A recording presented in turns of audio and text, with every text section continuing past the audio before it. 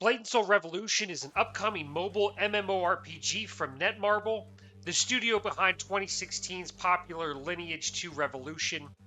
Although Blade&Soul Revolution is currently available in certain regions throughout Asia and Europe, Netmarble has officially set a global release for March 18th, although I do see some places saying as early as March 4th.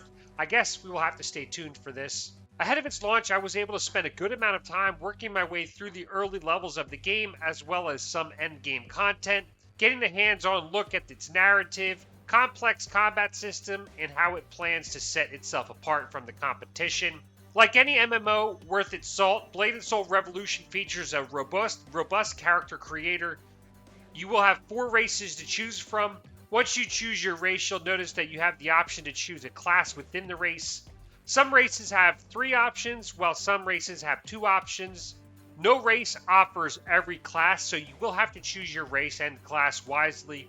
Some classes are gender locked, while some do offer female and male versions. Initially, I tried the Kung Fu Master, and recently I chose a class that I don't believe will be available initially at launch, and that is the Summoner. Both classes are super fun, and like most MMOs, each class plays a unique role.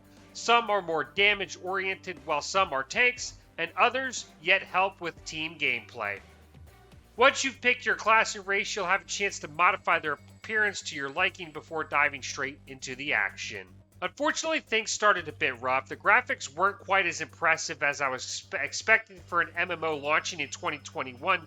Even with the settings cranked all the way up, I found that the first cutscene to be a bit awkward.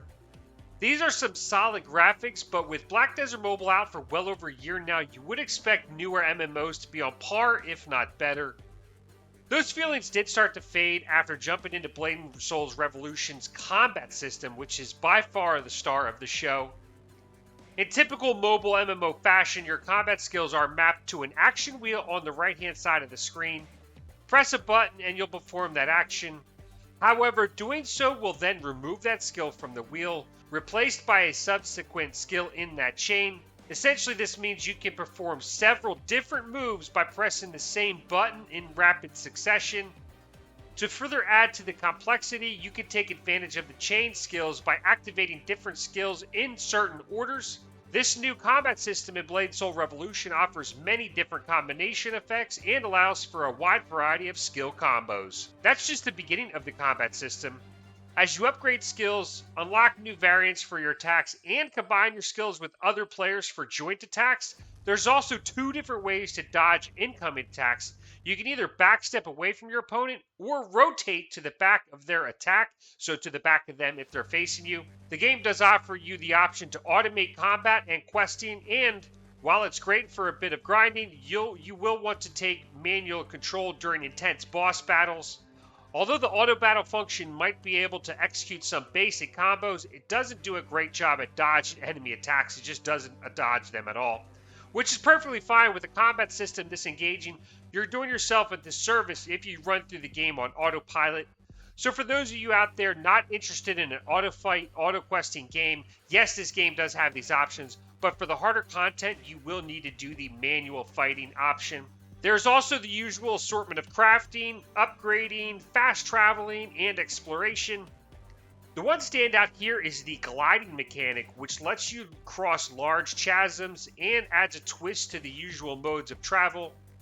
It is also necessary to find secret chests and special locations throughout the world. Definitely a fun aspect to the game. The only other game that has this similar feature on the mobile platform that I can think of is Dragon Raja. As far as equipment, you will find the typical grade of equipment here, starting at white and going to green, blue, purple, orange. They do add a unique system called Soul Shields. These can add a variety of different buffs depending on what you're looking for. Some add attack, some help increase your experience, and these can also be leveled up. They do also introduce an extensive blacksmith experience, giving you hands-on ability to fully customize most aspects of your gear. Changing the stats on your current gear is to best suit the class that you're currently playing, so be sure to take advantage of these systems as they will be an integral part of growing your character's strength and combat power. As far as multiplayer, there is a team dungeons which require you to team up with other players, whether in your clan or randoms to compete for additional rewards and experience. There's also raids, which require 15 members to conquer. As far as PvP, they do offer 1v1 PvP arena, which I'm not a huge fan of. Black Desert Mobile sets the bar high here. They also have a 2v2 arena, as well as a friendly arena, which you can fight against clan members or friends. They also have Whirlwind Valley, which is a 4v4 arena match.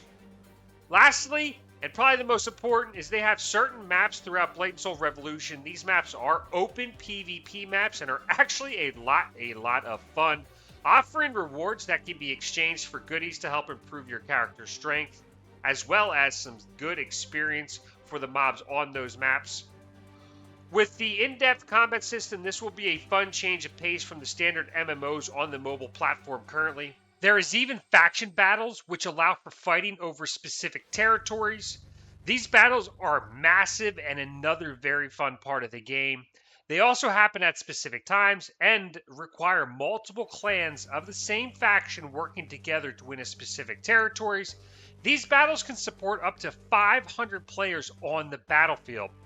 If you prevail, you do get buffs and bonuses to help your faction out. They do also have a variety of pets and outfits, both of which are attainable for free if you do regular events and level these up. They do have a lot of different options here as far as leveling these pet ups. So if you get white pets, you can level those up to green. If you get a bunch of green pets, you can level them up to blue. So even if you're a free-to-play player, you do have the chance to get a high-quality pet. Just takes a little bit more time. Obviously, these can be purchased with real currency for quicker combat gains, but they do have a good variety of pets and outfit options, and I'm sure there will be some of these options that you will enjoy, even if you don't plan on spending anything. Blade&Soul Revolution does have a heavy focus on team gameplay. Finding a team is critical for completing content and helping you grow your character. From dungeons to PvP to just farming monsters in the wild, being in a team will help you grow your character and, of course, make the game more enjoyable. Last few tidbits before I let you go. Yes, there is a marketplace where you can buy and sell items to help your characters. Yes, there is a cash shop. This game is made by Netmarble, which is known for its pay-to-win cash shop features. So expect to see players far and above the combat power of normal players on day one even. The cash shop has multiple options to buy within, and you can expect players to shell out some serious money here. Overall, I expect Blade&Soul Revolution to be the most popular MMO to hit the mobile platform in the early stages of 2021. There is still other great MMOs that have been out, but I know a lot of people are tired of the current scene of MMOs and want some change of pace. And, that doesn't count for the other MMOs still to come for the rest of the year. That's just currently in the MMO scene, Blade&Soul Revolution is going to be one of the most fun with the combat system that they have, as well as one of the more popular ones, in my opinion. The user interface has a lot going on. It's another mobile MMO with a lot of buttons cluttering the screen. They do have an overview menu, which does help to alleviate some of the clutter. I do feel they could add even more from the main screen to the overview tab to help allow for better visual clarity.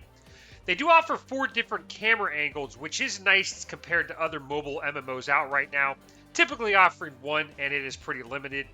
The 4 options offer a close-up angle, as well as a top view and a free roaming view to allow for a further back view, giving you more visibility with your surroundings, which is very nice.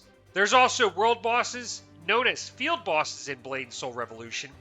These bosses do increase based off of your level, and there is a bunch of field bosses. There's about 45 in total. There's about 4 to 5 per territory and 10 territories in total. They do spawn at specific times, and you can kill multiple of the same boss as they do spawn based off of channels. Once you kill the field boss on your channel, you can change channels and kill additional bosses. These field bosses offer equipment and rewards to help with your character strength. A big part of MMOs is events, and Blade&Soul Revolution does a solid job offering new events weekly to help keep players engaged and give rewards to help with character growth.